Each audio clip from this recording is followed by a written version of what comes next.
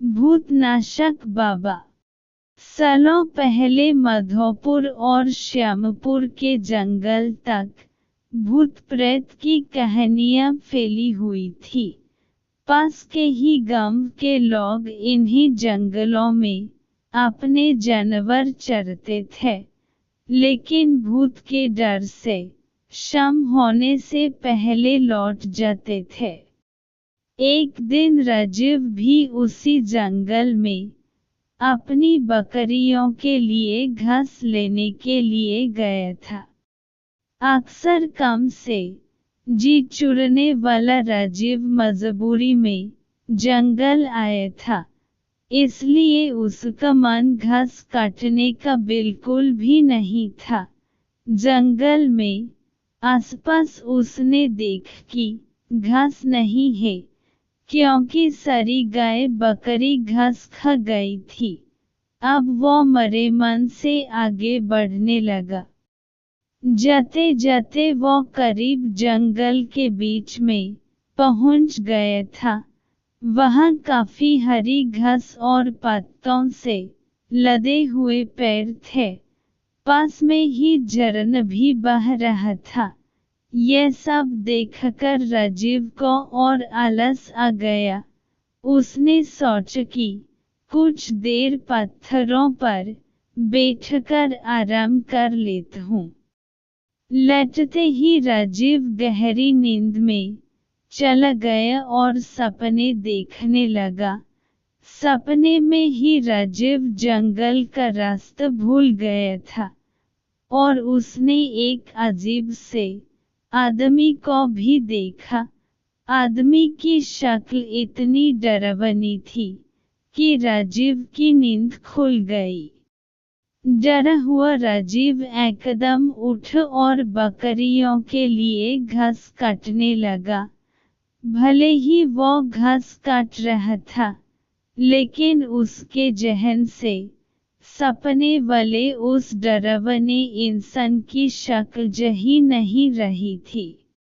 राजीव घास जल्दी जल्दी काट रहा था, क्योंकि सूरज लगभग ढलने ही वाला था। उसने कुछ देर बाद दो लोगों की आवाज सुनी। वह दौड़ता हुआ उस आवाज की तरफ बढ़ने लगा। उनके पास पहुंचकर राजीव कहने लगा कि मुझे मेरे गांव जाने का रास्ता बता दीजिए। उसकी बात सुनते ही वो दोनों वहां से एकदम गायब हो गए। उन्हें एकदम से गायब होते देख हैरान राजीव बेहोश हो गया। कुछ देर बाद जब राजीव को होश आया, तो उसने अपने सामने वही सपने वाला डरावना आदमी देखा। उसकी आंखें लाल रंग की थी और दांत बाहर को निकले हुए। किसी तरह से खुद को संभलकर राजीव वहां से पागलों की तरह दौड़ने लगा। उसी वक्त एक भालू उससे टकरा गया। उसने ऐसा झपट मारा राजीव पर कि वो नीचे गिर गया। तभी भालू भी आदमी की शक्ल में आ गया। वो भी अजीब और डरावना था। हाथ टेढ़े मेढ़े, होंठ कटे हुए और पैर उल्टे थे। इधर जंगल में फंसे राजीव को कुछ समझ नहीं आ रहा था कि उसके साथ क्या हो रहा है। उधर उसके घर वाले परेशान हो रहे थे। रात के 10 बज चुके थे, लेकिन राजीव घर नहीं लौटा था। उसका भाई उसे ढूंढने के लिए जंगल की तरफ निकल गया। राजीव का भाई एक पैर से ठीक से चल नहीं पाता था, इसलिए मदद के लिए उसके माता पिता के साथ ही गांव के कुछ लोग भी निकल पड़े।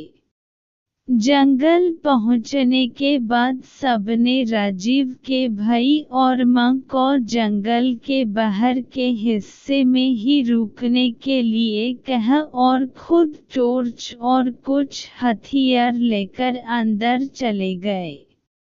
करीब 3 से 4 घंटे तक सबने जंगल के चारों ओर उसे ढूंढा, लेकिन वो कहीं नहीं मिला। बस अब जंगल का अंदरूनी और घना हिस्सा ही बचा था। रात के 4 बज रहे थे, इसलिए सबने सुबह होने का इंतजार करने का फैसला लिया और कुछ देर जंगल में ही बैठ गए।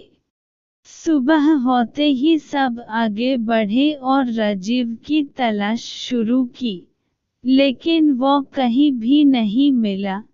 सब थक हार कर अपने अपने घर लौट आए। राजीव किसी एक कोने में भूख प्यास से तड़पता हुआ पड़ा था। उसे इतना होश भी नहीं था कि वो कहे। राजीव का परिवार भी 3 दिन से उसकी याद में परेशान थे। राजीव के भाई के मन में हुआ कि वो पक्का कहीं मुसीबत में ही होगा। अब मुझे भगवान को याद करना चाहिए। उसने तुरंत नीम के पेड़ के नीचे गड्ढा खोदना शुरू कर दिया। भाई लौटेगा कहते कहते किसी तरह से उसने गड्ढा खोद लिया।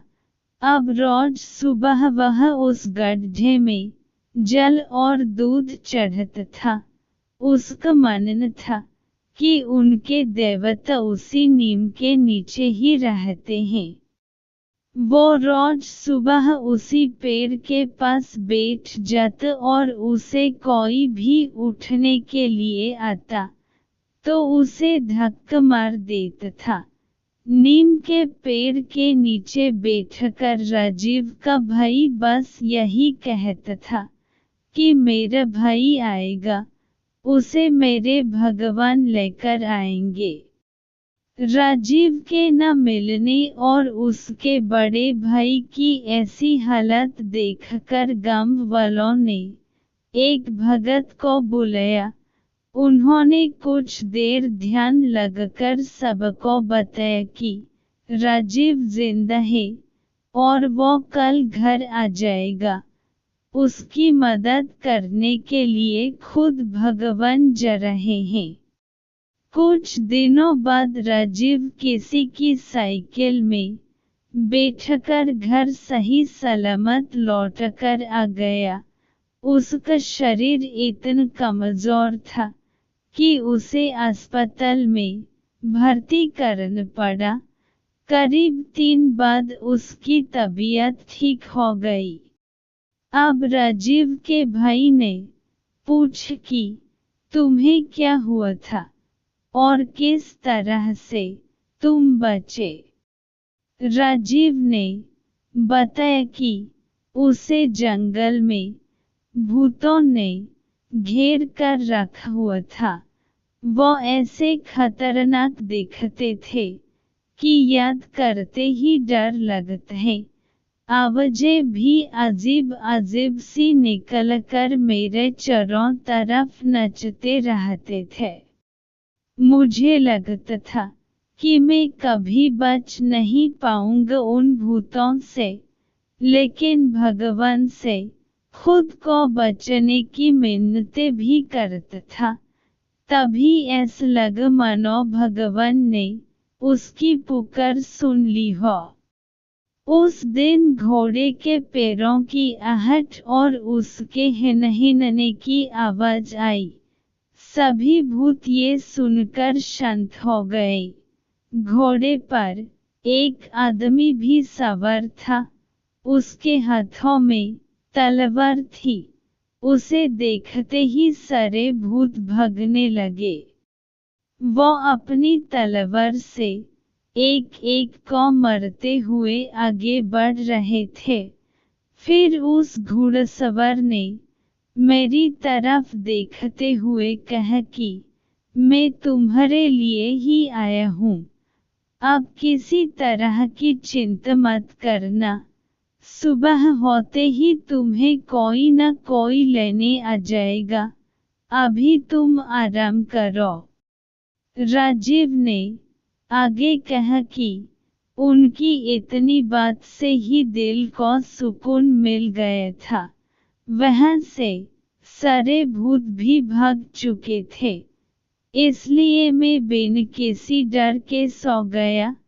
सुबह जैसे ही मेरी आंख खुली तो वह एक साइकिल वाला इंसान था।